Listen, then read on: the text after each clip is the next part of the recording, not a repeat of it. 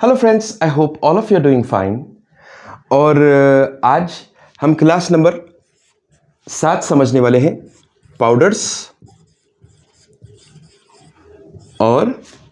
Powders and blends.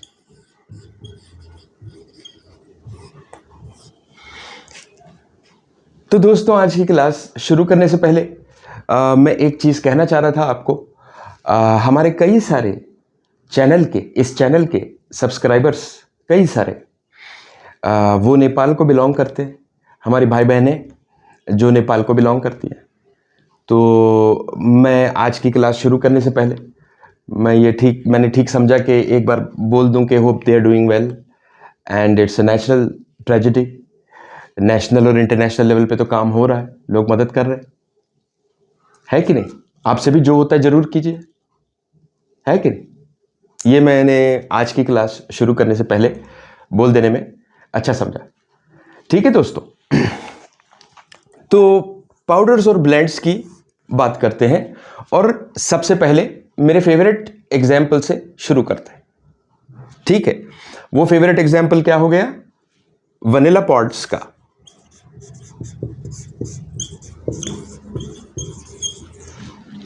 ये vanilla pod होता क्या है? हम लोग परफ्यूमरी में तो ईवी इस्तेमाल करते हैं, इथाइल वैनिलिन और दूसरी चीज़ें, कॉस्मोनोन, ये सब टाइप की चीज़ें हम लोग इस्तेमाल करते हैं। लेकिन वनीला पॉड्स होते कैसे हैं?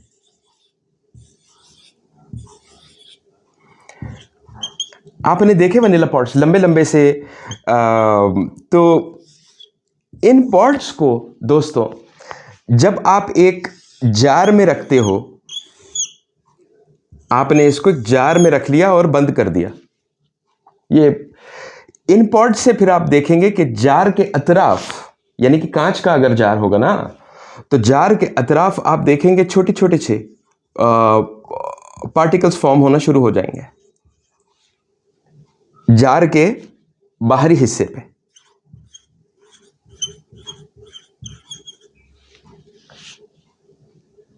जैसे जैसे टेम्परेचर चेंज होता है, वैसे वैसे ये पॉड अपने लाइटर मॉलिक्यूल्स छोड़ना शुरू करता है जार के अंदर।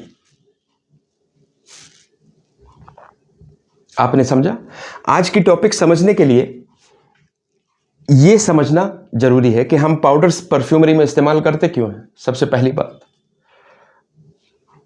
तो यह मैकेनिज्म समझना जरूरी है।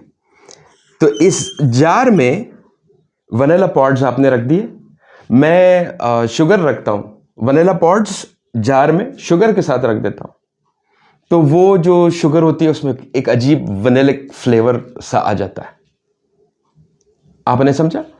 लेकिन ये अगर आप एक्सपेरिमेंट करें, कभी पॉड्स आपने लिए कहीं से वनीला पॉड्स, तो उनको एम्प्टी जार में रखिए और आप ये क्रिस्टल के जैसे मटेरियल्स, पाउडर के जैसे, क्रिस्टल के जैसे मटेरियल्स फॉर्म होना शुरू हो जाते हैं। तो पाउडरों का काम यही होता है कि जब उनका एनवायरनमेंट चेंज होगा तो वो यही मैकेनिज्म का काम करते हैं, फैलने का और अपना स्ट्रक्चर चेंज करने का। ठीक है, तो थोड़ा सा ध्यान दीजिए। मैंने अभी कुछ दिन पहले भी कोई कोर्स में यही चीजें समझाई थी, लेकिन थोड़ा ध्यान दीजिए कि पाउडर है क्या चीज और क्यों इस्तेमाल करते हैं। तो पाउडरों की डिफ्यूजन वाले भाइयों और दूसरी बेस नोट्स, आपको ये सब सारी चीज़ों में पाउडर आपकी मदद करेंगे।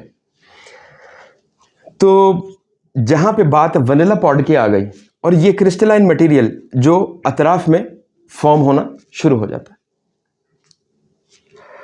यही मैकेनिज्म, इसी पर्टिकुलर मैकेनिज्म के लिए हम पर्टिकुलर पाउडर्स इस्तेमाल करते हैं परफ्यूमरी में।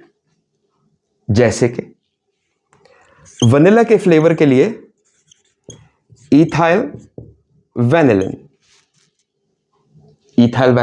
करते हैं, कुमारिन। ये 100 साल पहले इसका मॉलिक्यूल 100 साल के ऊपर शायद हो गए। इसका मॉलिक्यूल कुमरिन का सबसे पहले 1883 if I am not mistake. तो ये होता है टोंका बीन की स्मेल का।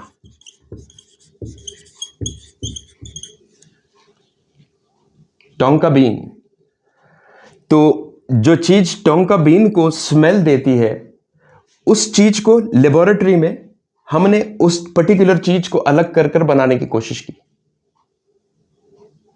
थोड़ा सा समझने की कोशिश कीजिए। जो चीज इस नेचुरल सब्सटेंस को, जैसे कि वनीला पॉड्स को, जो चीज इनमें खुशबू देने का काम करती है, हम उसको, उसका स्ट्रक्चर समझते हैं। कई सालों की हमारी रिसर्च है। यही तो करते हैं ना साइंस वाले, साइंटिस्ट जो होते हैं यही काम करते हैं। तो कई सालों की रिसर्च है जो मॉलिक्यूल्स के ऊपर होती है, उनका कार्बन स्ट्रक्चर समझने की कोशिश करते हैं, कौन से ग्रुप से बिलोंग करते हैं। तो कुमरिन एक ऐसी ही चीज है दोस्तों जो बहुत पुरानी है और आज तक भी इस्तेमाल होती है। आज तक भी परफ्यूमरी में ये 100 ईयर्स से इस्तेमाल होती है। जो चीजें इस्तेमाल नहीं होती उन चीजों की भी बात करते हैं, जैसे कि बहुत कम क्वांटिटीज में मस्क कीटोन इस्तेमाल करते हैं।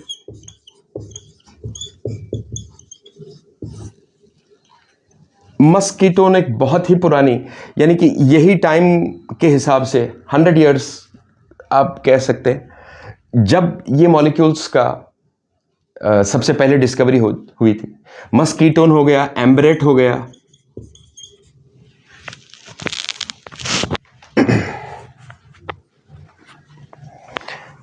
मस्कीटोन, एम्बरेट,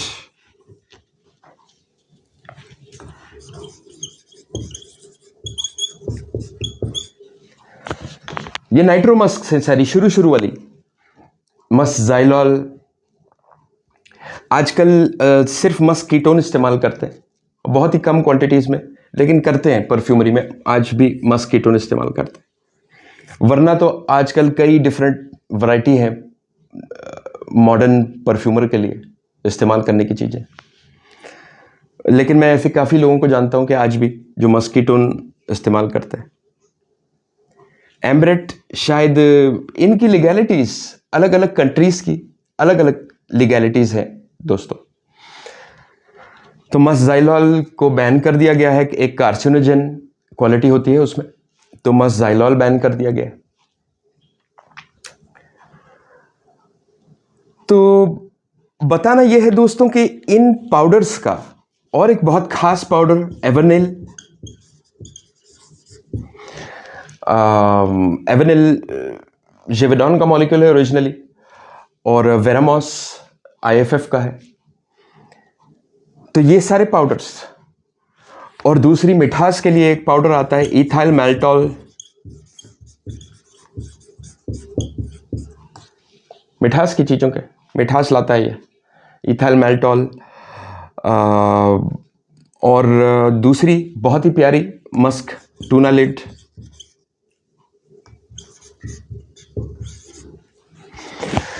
तो ये सारी मस्क और ऐसी मटेरियल्स जो पाउडर्ड फॉर्म में होती है और क्रिस्टलाइन फॉर्म में भी।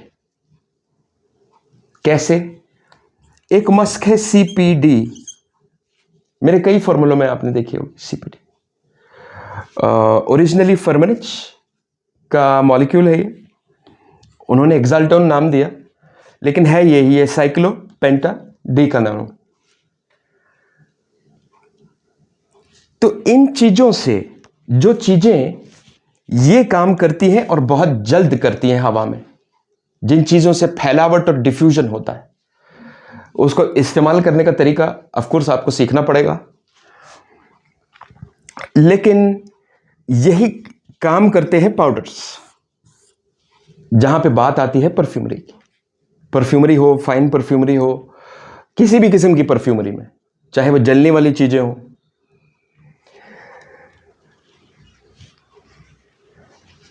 तो दोस्तों ये तो बात हो गई पाउडर्स की। अब बात करते हैं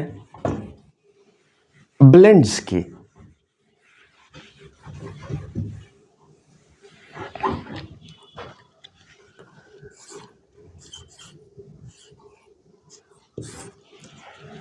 ठीक है, अब बात करते हैं दोस्तों ब्लेंड्स की। तो ब्लेंड्स का मतलब हो गया कि आपने 2 या 3 पाउडर को मिला लिया। ठीक है, पाउडर का ब्लेंड का मतलब क्या हो गया? आपने लास्ट क्लास में जो हमने बेसिस की बात की, आईएसओई, सुपर, हेडियन, ये सारी चीजें, ये बेसिस में आप सिर्फ जरूरी नहीं है कि एक पाउडर, आप एक कॉम्बिनेशन 2 या 3 पाउडर भी इस्तेमाल कर सकते हो नहीं। अब आगे आपको 1 साल के अंदर, 1 साल के अंदर जब तक आप सक्सेसफुली बना रहे हो परफ्यूम्स, तो आपको इन चीजों की बहुत जरूरत पड़ेगी और ये बहुत आपके काम में आएंगे। आपने समझा? जैसे कि कूल वाटर के टाइप की चीज हो गई कूल वाटर जैसे हो गई, वो सारी बेस उसका हाइड्रोक्सी सिट्रोनिलाल,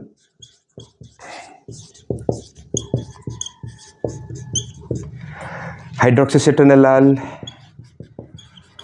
हेलियोनाल, हेडियन,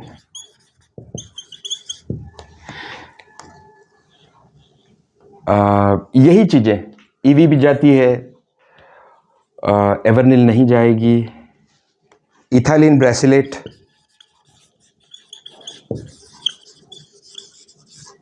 ये चीजें आपकी बेस में हो गई। और इन चीजों के साथ आपको ब्लेंड करना है अपने पाउडर्स, यानी कि इन चीजों के बेस में अपने पाउडर्स को मिला देना। आपने समझा मैं क्या समझाने की कोशिश कर रहा हूं? ये बात मैंने आपसे क्यों की खास तौर पर कि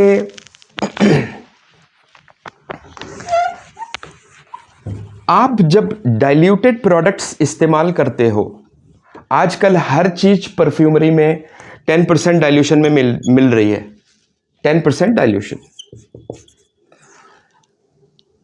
लेकिन मैंने जो अभी आपको बात बताई कि जैसे कूल वाटर का बेस हो गया जिसमें आप पाउडर्स डायरेक्टली मिला रहे हो, आप यही आदत रखें हमेशा कि पाउडर और ये क्रिस्टलाइन मटेरियल को डायरेक्टली लिक्विड्स के साथ मिलाएं और सॉल्वेंट कोई बाद में मिला लें। जैसे कि सॉल्वेंट तो आपको मिलाना पड़ेगा स्किन के लिए, या कोई सॉल्वेंट की तो वैसे भी जरूरत पड़ती है, डीपीजी, ब्लेंडर और सॉल्वेंट की तो आपको वैसे भी जरूरत पड़ेगी, डीपीजी, बेंजाइल बेंजोएट।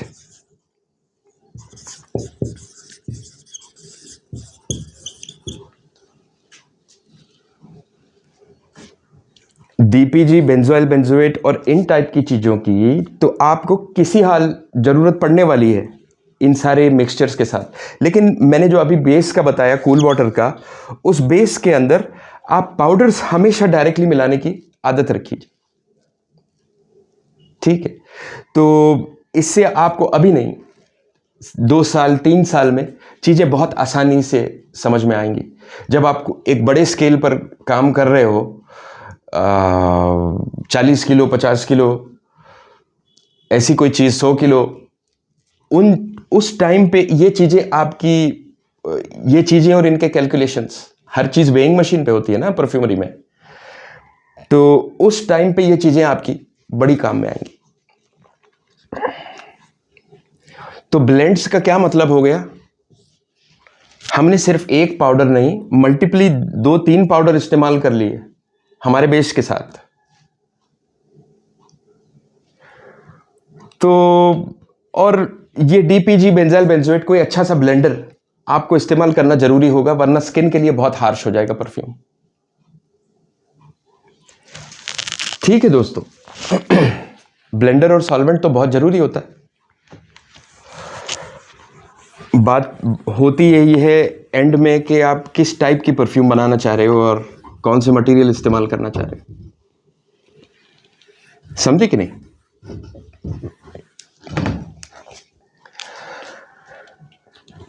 थोड़ी चीज़ें, बाल्साम, थोड़े पाउडर बहुत डिफ़िकल्ट भी होते हैं उनको इस्तेमाल करना। मस्कीटोन बहुत मुश्किल से डाइल्यूट होता है, बहुत कम वैल्यूज़ में उसको डाइल्यूट करते हैं। तो पाउडर्स को अगर आप मार्केट में लेंगे तो हमेशा 10% डाइल्यूशन में ही, अगर लिक्विड में चाहिए आपको तो आपको 10% डाइल्यूशन में ही लिक्विड मिलेगा।